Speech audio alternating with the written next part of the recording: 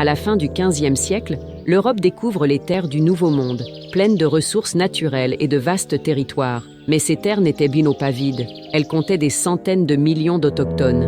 Au cours de plusieurs siècles, plus de 140 millions d'entre eux ont été exterminés de manière incroyablement barbare au cours des pires opérations de nettoyage ethnique de l'histoire. À l'ère moderne, les États-Unis reconnaissent cette tragédie, mais après avoir été assurés de l'extinction de cette race et après avoir établi une réalité existante qui ne peut être modifiée.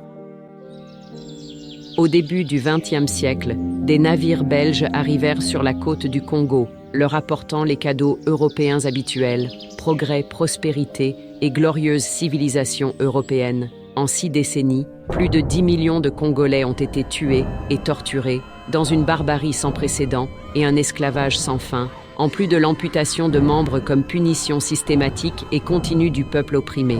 Après que la Belgique s'est débarrassée du Congo, elle l'a laissé dans un état de chaos et de tragédie. Aujourd'hui, la Belgique s'excuse pour ses crimes, après être devenu un pays développé et riche en Europe, et le Congo a perdu sa richesse.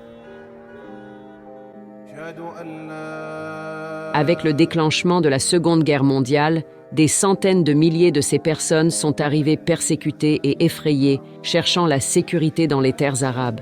Après avoir subi l'humiliation et l'oppression de la part des nations du monde et souffert des tourments tout au long de sa longue histoire, après avoir obtenu le pouvoir, avec le soutien ouvert des États-Unis et en l'absence de toute prise de conscience officielle des Arabes, ils ont réussi à établir leur État par le sang et la terreur, sans aucun respect pour la loi, l'humanité ou la religion, en utilisant la politique du meurtre et du terrorisme et avec la complicité totale des puissances coloniales, ce pays cherche à anéantir tout un peuple par toutes les manières inhumaines.